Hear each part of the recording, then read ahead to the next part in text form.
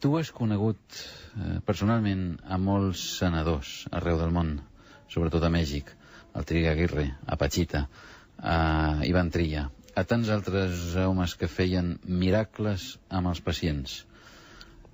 D'on tenen el seu poder aquesta gent? I no creus que aquesta gent se'ls ha donat un poder benéfic? Vamos a ver, el poder a muchos les viene de sí mismos. Todos somos pilas, diríamos, y tenemos como una pila normal o una batería que uno conozca, pero hay pilas para linternitas y hay baterías para coches. Una batería y una pila son la misma cosa, nada más que en tamaño difieren. Hay gentes que tienen pilas y hay gente que tienen baterías. Esta batería, ¿pero de qué? De una energía. Una energía sí que es benéfica, indudablemente, para cierto tipo de enfermedades, para cierta gente. Pero mira, ayer mismo lo comentábamos, y eso, vamos, lo he visto yo ya muchas veces. Hay psíquicos que a lo mejor ni saben que lo son, personas que no se dedican a curar ni nada, que van a una casa y las plantas, o que viven en su casa y no pueden tener plantas porque secan las plantas. Y en cambio, la mayor parte de los psíquicos, las plantas se dan muy bien. Tanto que yo, y se lo digo a los oyentes, cuando entran a una casa y hay unas plantas enormemente frondosas, sospechen de que ahí hay un psíquico en esa casa. Puede ser que no, que es una persona que cuida mucho las plantas, está en un sitio muy bueno, le da mucho sol, etcétera. Pero puede ser que no sea eso, sino que sea que hay alguna persona que solo con el pasar hace que las plantas reciban esa influencia benéfica que sale de él. Muchos curanderos, el poder que tienen de curar es que emiten un tipo de microondas, super microondas, que produce su cerebro. Otros, la energía les viene de fuera, se la dan, y ahí entramos ya en contacto con las entidades. Los grandes psíquicos, la energia no solo és d'ells, sinó que les viene de fuera. Potser cal dir que Salvador Freixedo fa ja uns quants anys va organitzar a Mèxic capital el primer congrés de l'altra medicina, amb aquests senadors. Quines són les curacions més inverosímils que tú has presenciado, Salvador? Bueno, y las que yo he presenciado son las de Pachita. Indudablemente en México, una india, que ya se murió, de vieja, que vivía en la plena Ciudad de México, aunque era india de raza pura. Y sí, aquella fue lo más, porque yo he visto a muchos curanderos, pero esa fue la que hacía cosas más tremendas, porque tenía un cuchillo y con él abría a la gente y sacaba de dentro cosas que a veces no eran ni cosas humanas, sacaba vísceras y sacaba cosas que no deberían estar allí, pero ahí salían y allí se quedaban en una palangana, y no era yo solo el que las veía. No solo que las veía de lejos, sino que yo practicaba con ella y yo usaba el cuchillo lo mismo que ella cuando ella me decía, etcétera, etcétera. Y allí había médicos que presenciaban eso. Esa fue el más grande. Después he visto en Brasil, he visto también a otros. Y he visto a los filipinos trabajar también. ¿Y al Tigre Aguirre? Me recuerdo que me has explicado alguna operación importante al Tigre Aguirre. Bueno, al Tigre Aguirre, operaciones con cuchillo no, lo vi hacer limpias, es decir, sacarle del cuerpo cosas, pero a base de manos, ¿verdad? No como con el cuchillo, como esto. ¿Y qué crees tú que es? ¿Qué está curando en aquests casos? ¿Qué es lo que cura? Por ejemplo, en el caso del Tigre Aguirre, en el caso de Pachita, son las entidades, estos seres que, aquí para horror de los llamados ufólogos, yo los identifico con los que andan en los platillos. Son un tipo, a lo mejor no son exactamente esos que vienen ahí, pero son entidades no humanas que tienen más poderes que el hombre y que son invisibles, y que a algunos les da su juego, su deporte es interferir en la vida humana y meterse dentro del cuerpo de un hombre. Una posesión.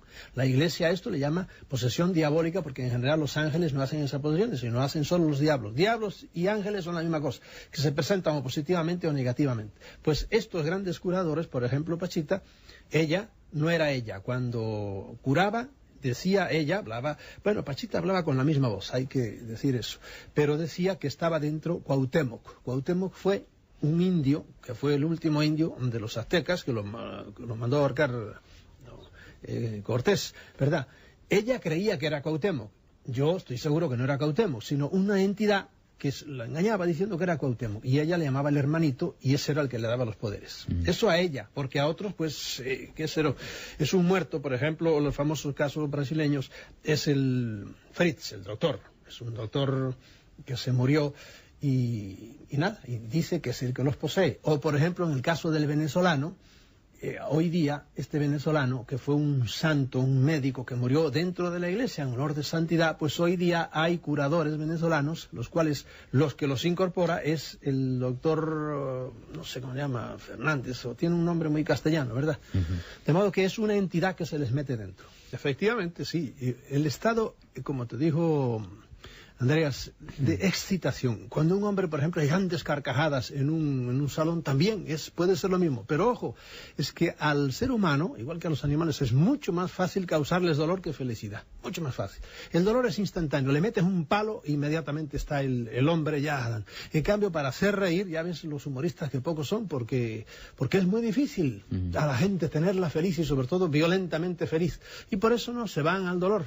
Pero yo creo que sí, que el cerebro hasta podría producir más, pero es más difícil tener, como digo, todo un grupo de gentes felices. Entonces, sí, el origen de muchos tabúes en la vida, todos estos condicionamientos sociales y religiosos, se deben a eso, a que nos van llevando por donde queremos para, no sé si precisamente para causarles a ellos ese high que decíamos antes, pero para que hagamos lo que ellos quieren, ¿verdad? Indirectamente.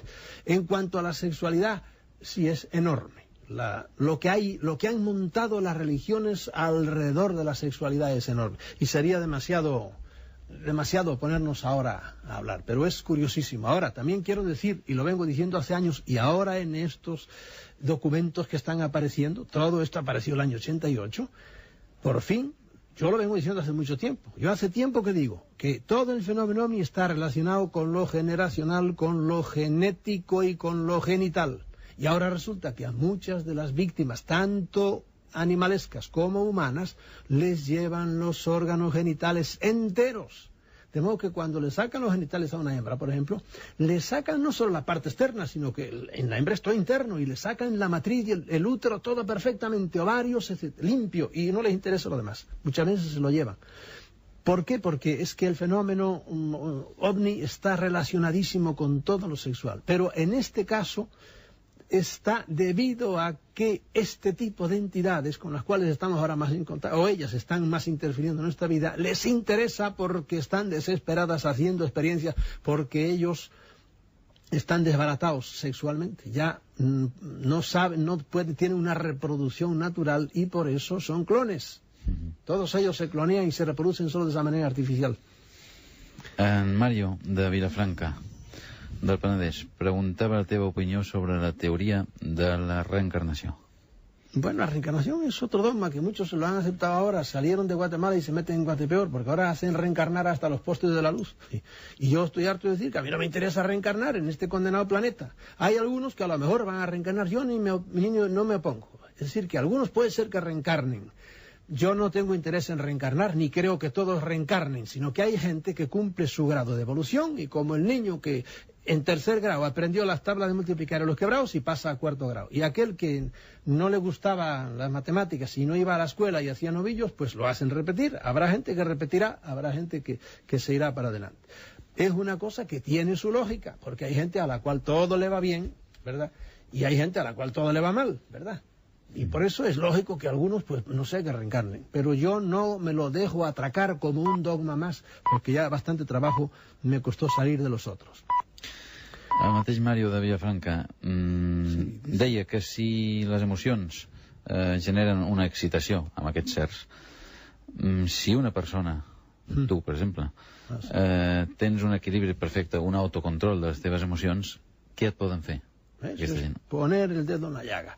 Es decir, que lo que hay que hacer el hombre es que tiene que ser un ser equilibrado. La mejor defensa, eso lo digo yo en mi libro Defendámonos de los dioses, una de las defensas es: evoluciona tú, crece tú, hazte un hombre armónico, vive en paz, y es muy difícil que te entre ninguna de estas cosas. En general, este tipo de entidades, a través a veces de sus alicates que tienen aquí en el mundo, que son todos estos líderes de sectas, por ejemplo, ¿a quién agarran a las sectas? A los pobres muchachos que no saben qué hacer, que están aburridos, que están deprimidos. Esos son los que caen en todo tipo de sectas y en todo tipo de errores. De modo que la mejor manera de defenderse de estas entidades es ser uno firme, es decir, tener una personalidad evolucionada, y entonces pues no cae uno en estas tonterías. Es una de las maneras que hay de defenderse.